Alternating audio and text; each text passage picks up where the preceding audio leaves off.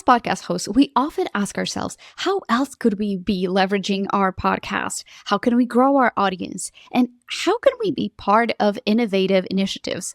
Well, this episode is going to be telling you all about Podcasthon, which is a global charity event that unites podcasters all over the world in raising awareness for their favorite nonprofit. Now, if you never heard about this, it's the third edition, the first one in the English language. And as a podcast strategist and marketer, I'm going to be teaching you how to leverage Podcasthon to grow your influence, to connect to other podcasters while doing good with your show. I'm Xavier. I'm the founder of the Podcast Space. And in these podcasts, I teach you the best ways to leverage your podcast for influence, visibility, and of course, authority. Let's dive into this week's episode of the Podcast Space.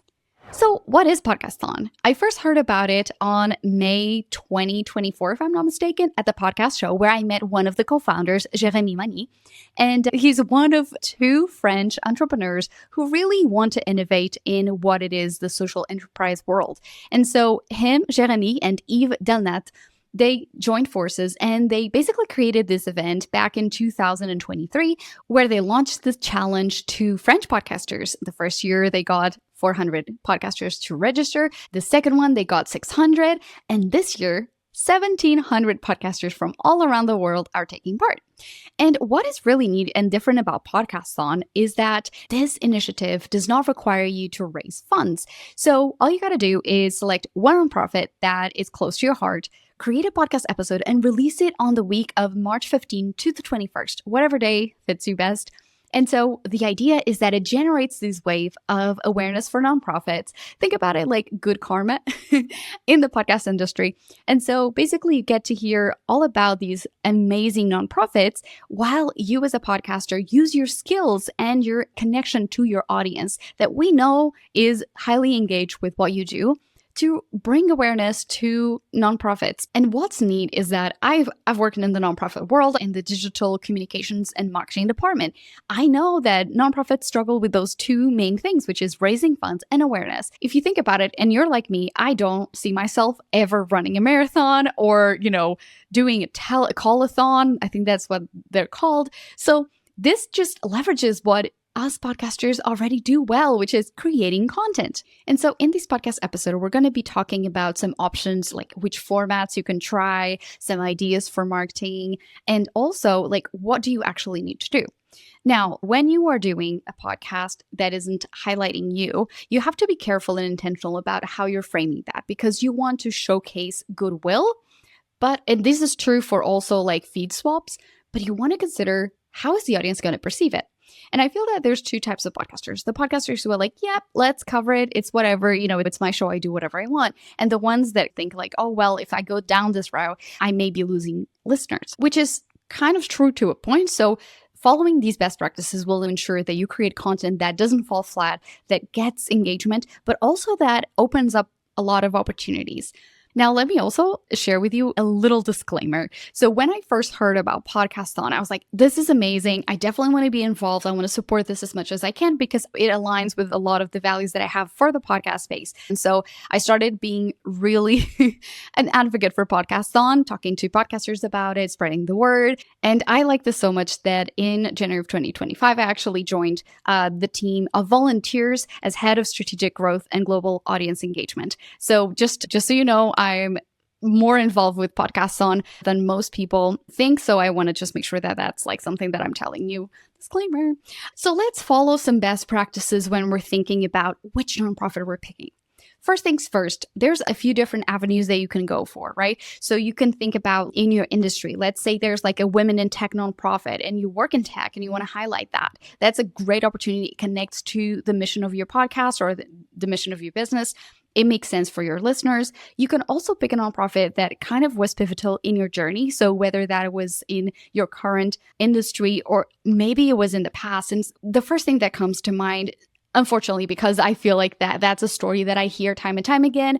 One of my clients, she suffered from this, so that would just came to mind. So for instance, cancer. There's a lot of podcasters who either had a family member suffer from cancer or they themselves went through that. So if you were someone who had that experience, that can be a great opportunity to show a little bit of like the behind the scenes of what came to be of these podcasts, how that part of your life led to where you are right now, or how that part of your life is no longer who you are and that like led to a massive change. So you see how I'm going, where we can connect deeper to our audiences by sharing our story.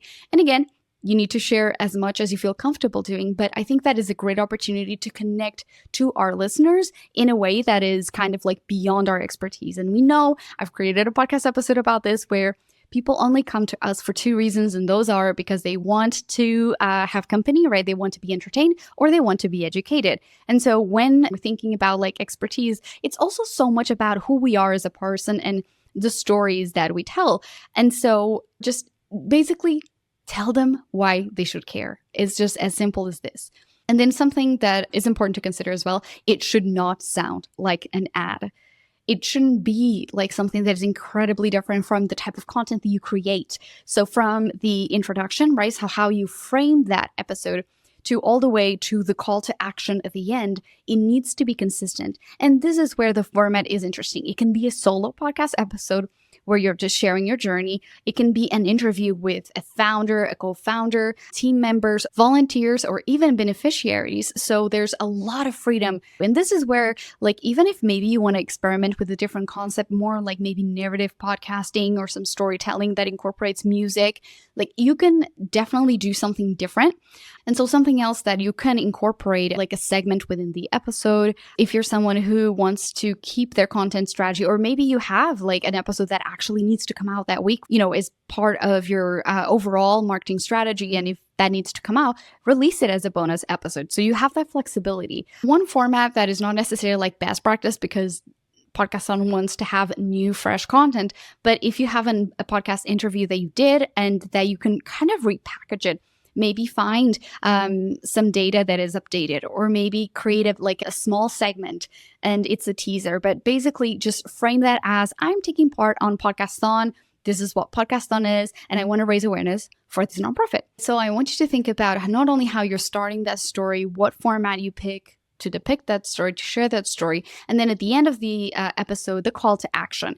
We really need to decide, okay, what is the thing that I want listeners to do? Knowing that Podcasthon does not require you to raise money for the nonprofit, you can do that. But basically, ask the founder, do you need volunteers? Or maybe it's program managers, whatever it is, right? But find the way that the call to action is. Is it to visit the website? Is it to create a post to create awareness? What is it that you want listeners to do next?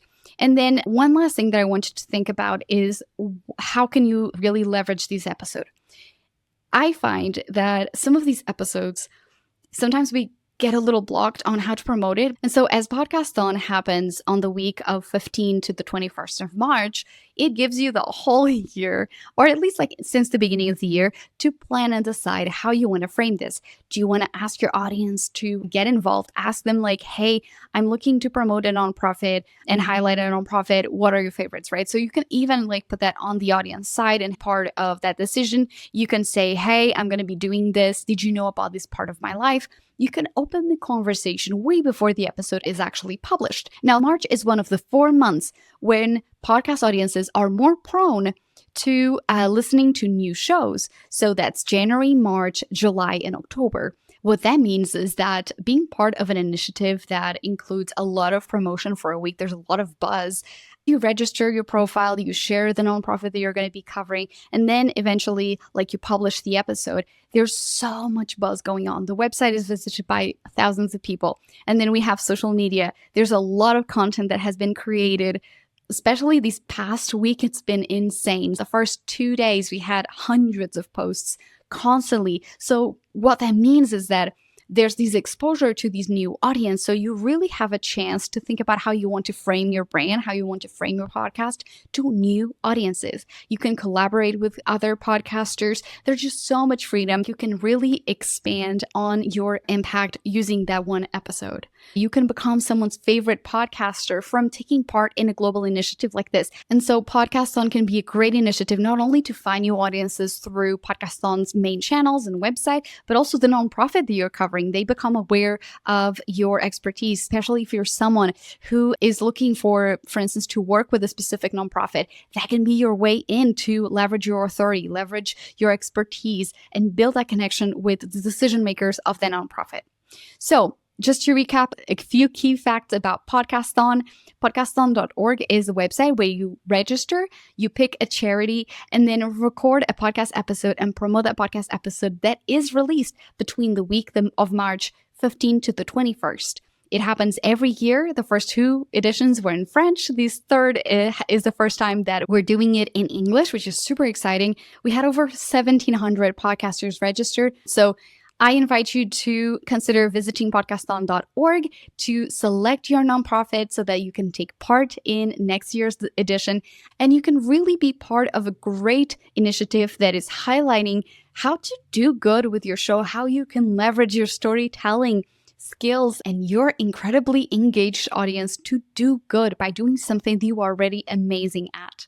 So whether you pick a solo episode, an interview, a bonus episode, or even a little segment that is replaying an older episode and repackaging it, make sure that you do take part in next year's edition, because it's one of those things that you never know what it may bring. So I invite you to take part. And if you are taking part, let me know. I would love to hear you. I'm at The Podcast Space on Instagram.